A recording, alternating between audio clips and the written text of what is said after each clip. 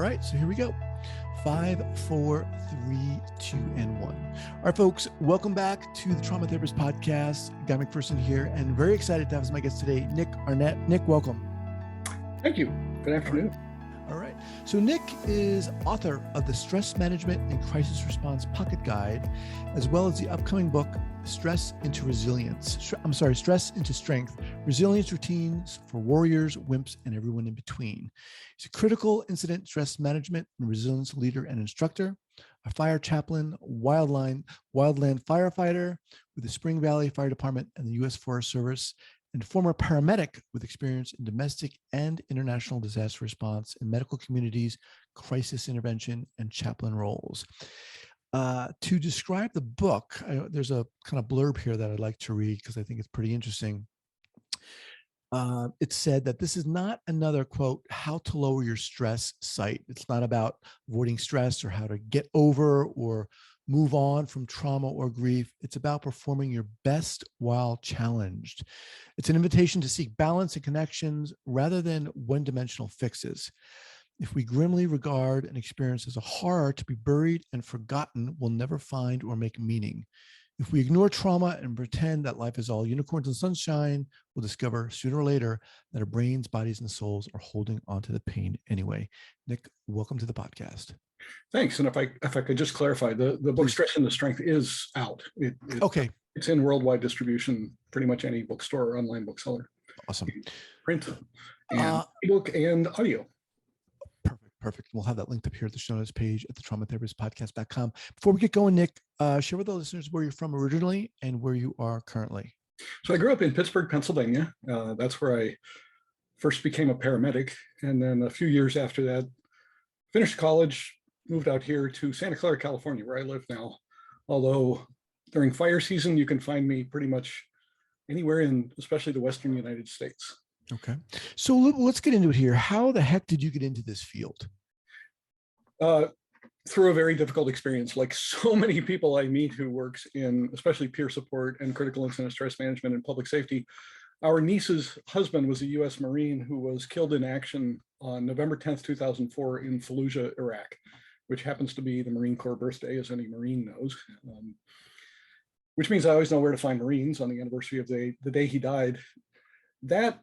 I had been out of public safety for a while doing journalism and market research and starting software companies in the intelligence area.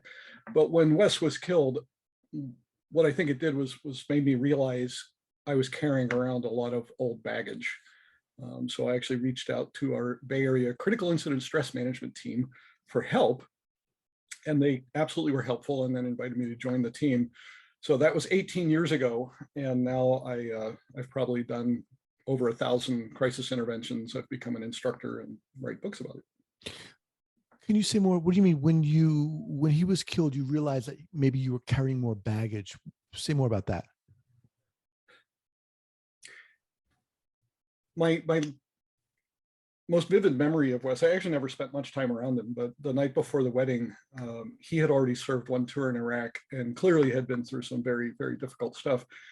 And I have this just crystal clear memory of sitting with him at the rehearsal dinner in a restaurant at a booth, and just looking him in the eyes and telling him that although I will never know, I hope I'll never know what it's like to go through combat, that I certainly understand what it's like to be in a situation that's extremely chaotic, where lives are at stake, and your job is to be the one who gets it under control, but you can't sometimes.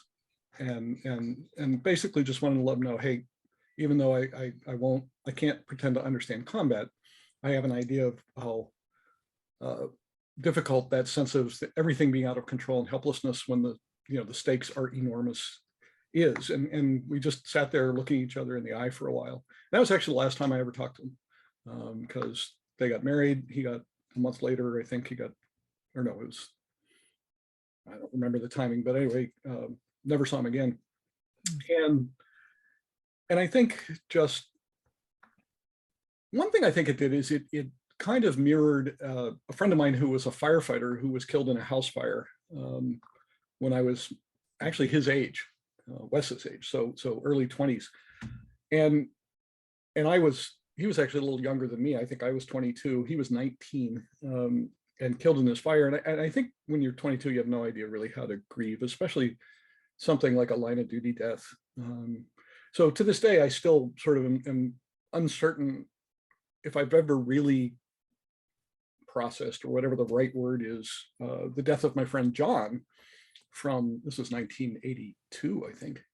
And I think Wes dying, being killed in action, brought that all up again, and just the topic of war, you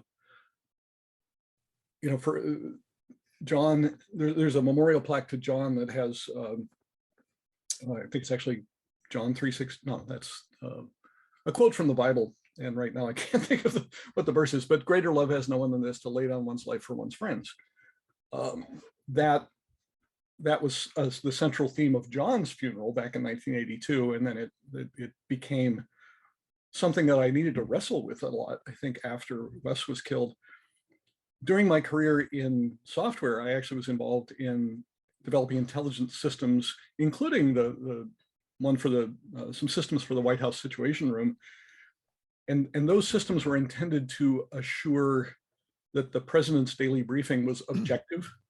And one of the things I learned about the run-up to the war in Iraq is that whole system of ensuring objectivity was dismantled. And so I had pretty strong feelings about the war. And I guess more than anything else, I realized that I could get lost in self-righteousness and outrage very easily after Wes was killed. And I decided that was not going to be good for me or the world. So I could probably talk all day without really ever naming all of the things that Wes's death brought up for me. But my life certainly was never the same. My priorities shifted, and I ended up on this path that not only took me into peer support and crisis intervention for public safety, but back into actually doing public safety for a living. Okay. I appreciate you sharing that. What was it about public safety that attracted you, that pulled you? Well, the statement that resonates the best with me is that we have a tendency to become the person who was missing in our childhood. And I can look back at my childhood, remembering times so my dad had a violent temper. I realize now my parents were very emotionally neglectful. And I had a strong sense that something was wrong, something was missing growing up. And I absolutely longed for someone to come rescue me. And I think, not to trivialize, or oversimplify, but I do feel like to a certain extent, I am becoming the person that I wish was there in my life when I was young. And just that mission of bringing order out of chaos is appealing. And I think that's partly because I don't sleep well. And that mimics ADHD sometimes, and whether I really have ADHD or it's just sleep apnea and sort of the effects of that. I have, pardon me, that's my fire department with a call, which I'm not going to respond to. I think I silenced it. It is sort of an annoying thing to fully silence. So, I enjoy the adrenaline. Getting paged in the middle of an interview. One of those adrenaline things. Excuse me. So let's, if we can, describe what a critical incident is and what is needed. And I realize everything is unique, but sure, in terms of trying to get a picture here for our listeners, what is needed to bring order, quote unquote, order to the chaos? So one of the things I teach in every class is that we should never, ever respond with crisis intervention under the assumption that something is traumatic. I'll actually put up a slide that says there's no such thing as a traumatic incident, which is just to get people thinking, because that's a bizarre statement if you do what I do or what you do. And then the next slide says, we respond based on people's reactions, not what happened.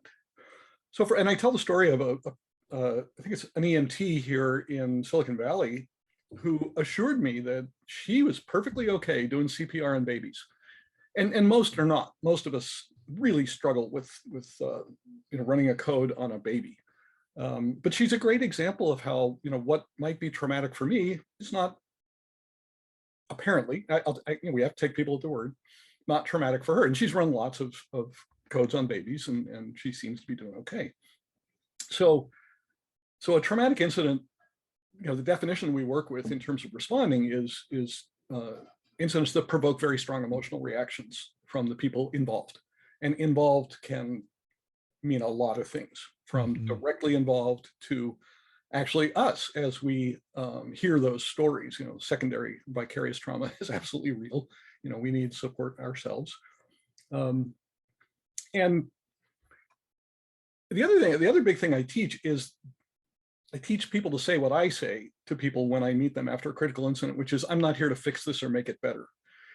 And that's as much a reminder to me to shut down my codependence, because and the public safety action-oriented problem-solving personality, because they don't need, if it's a critical incident, it can't be fixed.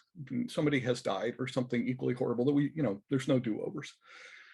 What I say is our job really is to create the safe place for people to have the difficult feelings, because the only way to get rid of bad feelings is to have them.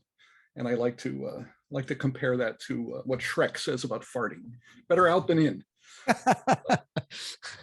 So fundamentally, I think people need that safe place to go ahead and have the feelings, but they also need their sense of control restored. So when I teach people how to do, whether it's psychological aid or debriefings, defusings, whatever, that people have to have permission not to speak, because everybody needs that.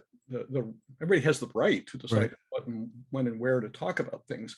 Although I think by giving people permission, we sort of signal, you have control. And I think people actually talk more when we give them permission. And the other big thing that I think people need is to hear the words "me too." I think "me too" is incredibly powerful. That the stress autopilot, the amygdala and the limbic system don't like isolation. There's something incredibly powerful. And I tell people this right after I give them permission not to speak. I'll say, however, if you name a thought or a feeling that someone else in this room has, you just help them, whether they are saying anything or not. So, put that little bit of pressure on people, inviting them to go ahead and talk about it. Another way to answer that question is, I think people need our curiosity, and specifically not the curiosity about what happened, but the curiosity about how was it for you to go through that. And again, that's addressing isolation, restoring the sense of control, ending the isolation, and then more long-term sort of acknowledging and normalizing reactions, just so that people don't feel like they're going crazy, and giving them ideas of what's supportive in the long run, and setting the example of that. Okay, so I think that was a good general overview. Can you get specific and share an experience you had and what this might have looked like? Yeah, I'm a little overwhelmed by the number of experiences. Plus, I always have to be careful about confidentiality. Of course. So I mean, sometimes these things can be so confusing to people. I do have my best friend's permission to talk about an incident he was involved in, where it was a Boy Scout event, and he got sent up to a zipline tower as the person who was clipping people into harnesses and so forth, and doing those safety checks, and they didn't train him properly. Someone wanted to go to lunch early, and his name's Dave, and I actually taught Dave technical climbing, so using ropes and so forth. So he had some background for this, but he had one of the parents who was a big guy, like 280 pounds, who chose to do the zip line Superman style, meaning instead of clipping in from the front, clip in from the back. So Dave clipped him in, not realizing what he was clipping him into was a loop on the harness that was just for hanging the harness up on the wall, and couldn't handle the weight. And the guy leaped off the platform, and the harness broke. And Dave's now looking at this guy who he thinks, he said the first thought that came to his mind was, I just killed somebody. The man survived. And I will check in with Dave every now and then on how he's doing with that. And so a year or two later, I was asking him, one of the questions we use a lot is, what's hardest for you right now? So even 2 years later, what's the hardest thing for this right now? And what he said was, the hardest part of it in the long run was that there were no consequences. And in my training with Dr. George Everly, who was one of the founders of the Critical Incident Stress Foundation, which set our standards for how we do this, Dr. Everly really emphasized that when things are unpredictable, we can find that very stressful. And so I was able to reassure Dave that, yeah, that is a natural or normal response to this very abnormal event, because that stress autopilot part of the brain, the monkey mind, wants things to be predictable. And predictable would have been, if you almost kill somebody, you should be punished for it. Mm-hmm. And yet, he said the worst thing that happened to him was that the lawyers for this guy, the fellow sued the Boy Scouts and everybody else, and the Boy Scouts settled. But Dave said, the worst thing that happened to me was they showed me a picture of myself standing on top of the zipline tower, and I looked fat, and I didn't like the way I looked. But that was the worst thing that happened to me after I almost killed somebody. And so reassuring people that their responses are natural and normal, and acknowledging really whatever, especially for the first 30 days, aside from people feeling homicidal or suicidal, we pretty much can reassure them that whatever thoughts, feelings, and so forth they're having, we reassure them that this is at least natural, if not normal. We avoid the word normal too much because life can seem very, very abnormal. Another example is just a very quick one. We had a mass shooting here at a Ford dealership, and one of the employees had run outside and then staying there. He was telling us, I wanted to run back in to help people. And I always thought I was the kind of person who would do that, but I was frozen. I could not physically move. And, reassured him that we have this fight, flight, freeze response that sometimes we have no voluntary control over, and just reassuring him without trying to tell him not to feel guilty, but actually acknowledging, yeah, it's unsurprising that you feel guilty, because we would all want to do that, especially if we think that that's the kind of person we are. So just a lot of, acknowledgement, reassurance that people aren't going crazy, and helping them support one another down the road. We come in for an hour or two, maybe a bit more for big events, but in the end, it's people's own social support network. And especially we'll tell them you're each other's best support. The people you went through this critical incident together with can be your best support, because unlike everybody else in the world, including me, they understand. They really can understand what it was like to go through that particular event. When you're working with a critical incident that involves multiple people, what is required there? What is required in terms of steps, processes, triaging? How do you put into place a protocol to ease or create safety or regulation? So we have an expanding, we think of it as an expanding circle, and we'll try to start with the people directly involved. So those are the folks who are hands-on, and we keep roles separate. If it's the public, we do things somewhat differently than if it's the responders, especially responders who were operating as a team before the incident and need to continue to operate as a team afterwards. Very different from people from the public who may not have even known each other before they went through something. So we start with those closest, and then we kind of expand outward, and try to keep people who had similar experiences together, not mixing directly affected and indirectly affected people, and so forth. And then the big difference with people who were teams before and after is and this is misunderstood a lot, even within public safety, the word debriefing. So the word debriefing sometimes gets incorrectly used to refer to a one-on-one interaction, and that's never a debriefing. In fact, the research on all this can be very confusing, because a lot of times the research papers don't identify what protocol they were actually using. And so sometimes they'll talk about psychological debriefings. And if they're talking about one-on-one interactions, we know that the research is flawed because there's no such thing. So we use psychological first aid techniques with individuals and with groups who are not a team. With teams, we have these very specific interventions called defusings, which we do in the immediate aftermath, and then debriefings, which we like to do 24 to 48 hours later. But those are really oriented toward a group of people who were a team before and are going to be a team after. And critical incident stress management in general is described as a continuum of care that ranges from sort of all the pre-incident preparation of, how are we going to train people, deploy them, and so forth, through these individual group interactions, people who specialize in families, the spiritual role, and then clinicians, and ultimately, inpatient psychotherapy. And something I didn't hear enough of it when I first got involved in this that I really emphasize when I teach people now is the importance of referrals. At every level of it, it's critically important that we know, when do we need to refer this person to a higher level of care? Mm-hmm. That's like the EMT out on the fire line who's looking at a firefighter who's got a laceration, knowing the criteria for whether they need to go to a clinic and see a doctor, or they can be just treated and stay out in the field. It's very much the same kind of thing. Can you share, you've been doing this for how long? 18 years. Okay. Can you share maybe an error you made early on?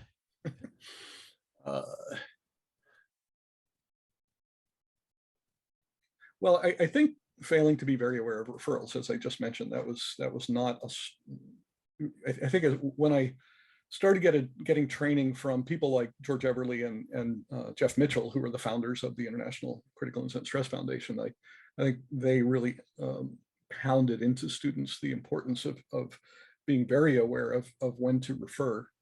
And I don't know that I'd totally call it an error, but I think to be able to do this more than a few years without burning out, you need to let go of responsibility for the outcome. And that has a very interesting effect, because when you look at your job as just create the safe place and whatever happens, happens, you become a witness to healing rather than all this responsibility of imagining you're the one who makes the healing happen. Mm-hmm. It's so much more about creating the environment for that healing to take place, and that ends up being fairly freeing. And I really don't think if I hadn't figured out how to let go of that attitude after 3 or 4 years, I would have walked away and just would not have been able to cope myself with just. What's very interesting about what you're describing here is, as you're talking, I'm thinking to myself, how does it compare to just therapy, psychotherapy, one-on-one therapy, right? A lot of what you're saying overlaps. But also, we're talking about critical incident, right? So something has happened, a critical incident has happened, and you're going in to, or one is going in to really create a safe space or a place where people can feel hopefully regulated. And you're saying, you have to kind of let go of the outcome. That's hard. I don't understand that so much. In therapy, I could understand that, but it seems like someone like yourself, you have a very definite job, right? And it's like, it's almost binary in the sense, well, either this space was created or it wasn't created. What's your response? I think it's more a question of letting it happen versus trying to make it happen. Okay. I think it was Henry Nouwen who once said that, we're sometimes at our worst when we try and make a difference. And I think a lot of that revolves around the word acceptance. I was in some suicide intervention training, probably the 4th such class I've taken last weekend, or the weekend before last. And there was a video, and this was a simulation. It was actors sitting in stunned silence after their classmate had killed himself, died by suicide. And it kind of got to me because I've been in that situation so many times. Mm. Um, and it was a reminder to me, as much as I try not to be attached to the outcome, and as much as I try not to take responsibility for what happens, to do the work, we do have to shut down our reactions a bit, or maybe a lot. But I guess what I've noticed is that most of the time I can walk away and my brain won't keep sort of going over it the way it does after an operational error. If I do something wrong as an EMT or as a firefighter, my brain will replay that replay. Mm-hmm. Do better next time. The times that happens during these critical incident stress debriefings, it's usually where it can fool me, where it can really sneak up on me, is when I'm identifying with somebody subconsciously because they resemble me in a way that I'm not proud of, if that makes sense. And I mean, just to clarify it, I have to be pretty vague here just for confidentiality, but we had a couple of teenage boys who did something terrible. And I sat down with one of them and talked to him for a couple hours soon afterwards, and it was just sticking with me. And it wasn't until a few days later that finally the light bulb went off, that their motivation for doing this terrible thing was that they felt like their parents didn't accept them for who they were.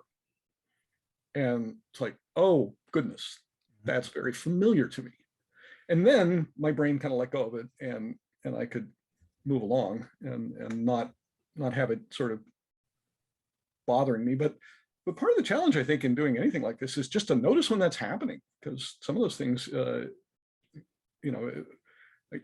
as I rode Stress into Strength, I realized that the power of noticing is where all of this healing and change come from, because you really can't deal with something until you notice it's there. And we have an astonishing ability to, not notice what our body's doing, not notice what our mind is doing, not notice what's happening to our values and priorities. And you asked about critical incident stress management versus therapy. I'm not sure there's a bright line, but metaphorically, I think if you're a clinician, you're a little more like a surgeon, in that you can deliberately open up a wound in your office because you know how to close it before the person goes home. Hopefully and theoretically. Yeah. That's beyond my skill set. I mean, in reality, for some limited set of circumstances, I probably could do fine, but I'm not prepared for anything. And this is what I teach my students. You don't. And so I'll say, never push, poke, or prod. Make everything an invitation. Invite. The only exception to that is when the person's in immediate physical danger, and then take control and resolve that. But I think well-meaning people will say things like, you need to talk about this. And while it's true that talking can help, again, it's got to be when people choose and with whom they choose. And especially when they're feeling any guilt or shame about what happened, it can be so difficult to talk, and they really need permission to not talk and to choose who, what, when, and where. Who is the book for? So we're talking about Stress into Strength, Resilience Routine for Warriors, Wimps, and Everyone in Between. Well, I violated a fundamental principle of marketing and writing books. It's kind of for everybody. Okay. Which is really not the way they say, not the way to sell books. And having been in business, I know that we always want to pick a target market and write just to that. But that subtitle, Warriors, Wimps, and Everybody in Between, it is a pretty broad-ranging book, and I was kind of amazed that HarperCollins Leadership picked it up anyway. But I think they're hoping, as I do, that it becomes kind of an evergreen title that just will continue to sell for a long time. I mean, that's where book publishers make their money, is this, and that's what I want for when I eventually actually retire. I'd like to have written some books that have their own momentum going. And another reason I think the book is a general audience book is, as I wrote it, I realized that our culture used to have a lot of the sources of resilience built in. Even 50 years ago, we had a lot more of the things that make us resilient just built into the way we lived. And we need to be very intentional about restoring those. What are you talking about? Like the family dynamic, or for example, or? So I talk in the book a lot about stress disconnects and renewal reconnects. And I guess, so one thing we really have going against us is the myth of toxic stress. And I call it a myth because I don't know if you're familiar with the University of Wisconsin study where they looked at 30,000 US adults and their attitudes towards stress and their stress levels. These people had filled out a survey 8 years earlier, and the researchers went back and looked up public records to see who lived and who died. And as you might expect, the people who reported really high levels of stress, either medium or high stress, who believed that stress is toxic to your health, quickest to die. But the people who reported the very highest levels of stress, who didn't believe that stress is toxic, lived the longest. And unfortunately, we could thank in part the tobacco companies for that, by funding some of the original research into stress and stress hormones and so forth, to sell cigarettes as a way to relieve stress, promoting the idea that stress will kill you. And then as it became clear that tobacco was causing the heart disease and so forth, they used that research to say, no, the tobacco's not causing it, it's the stress, and people are smoking to relieve the stress. So that idea kind of got ingrained. So we're up against that. And then diet and exercise are absolutely big ones. But social support in general, I think, is dramatically different. People used to live and work in the same communities. Their kids used to go to the same schools. We have so much more freedom to commute and transport people that the number of people reporting they have no close friends is really scary. And sleep. There's a wonderful new book that came out a year or two ago called Why We Sleep, that summarizes a lot of what's been learned in the last 10 years about how critically important sleep is. And yet so many people in Western culture especially just aren't getting enough sleep at night. I finished that book and thought, wow, if people would just get enough sleep, so many of our health and behavioral problems would go away. And learning in my 30s that I had either mild or severe sleep apnea, depending on who's testing me, was an eye-opener for me to understand how that put me at risk for post-traumatic stress disorder and just a lot of other health and other issues. So I actually look at stress and I should say something about the word renewal. So I was looking at stress in physical, social, and spiritual dimensions.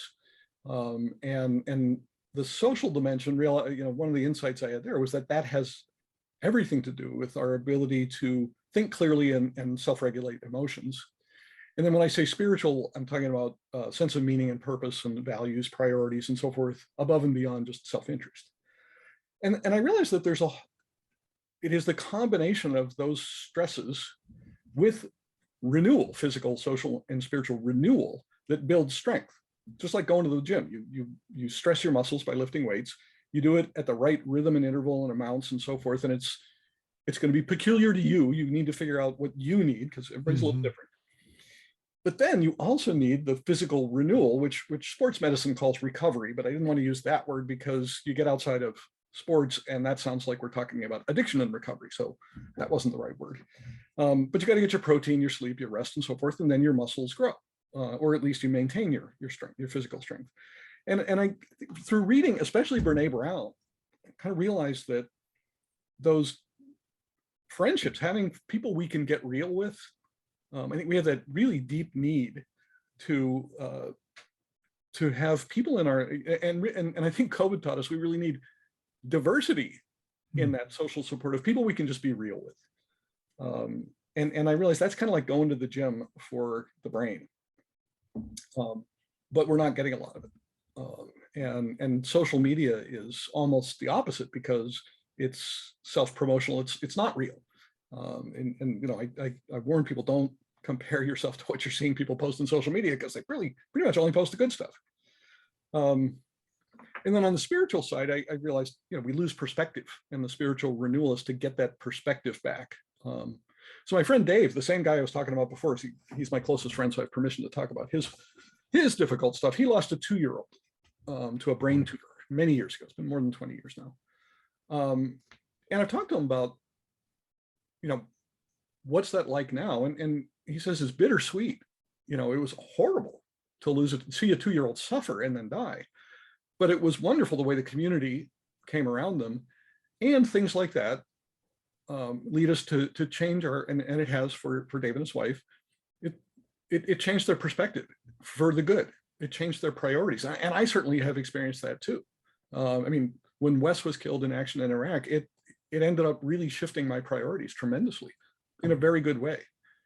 And so I think to activate the spiritual renewal, we need, they call it pause and plan, stop. And that's, so contemplative practices in general help us get rid of the tunnel vision that stress gives us and restore the perspective. So the book is really about looking at those 3 dimensions of stress and renewal, and what do they look like? What does it mean to regularly experience the right amounts and kinds of stress and renewal at the right rhythms, the right intervals, and so forth. And by the way, I steered away completely from trauma, except for one paragraph in the back that basically says, hey, if these kinds of things are going on in your life, that could be trauma, and go to, find a clinician. Again, sort of sticking to, staying in my lane, as we say in the fire service, the guy who knows a few things, but is not a clinician. So the name of the book again here, as we wind down, is Stress into Strength, Resilience Routine for Warriors, Wimps, and Everyone in Between. Nick, what is the best way for people to get in contact with you and to perhaps learn more about you? So I do have a website, nickarnett.net, just like my name. I don't update it terribly often. I do have an Amazon author page. I'm on Facebook as Stress into Strength, and Twitter under my name, Nick Arnett. Okay. I do have an Amazon author page, which has information about all of my books. There's 4 of them. Awesome.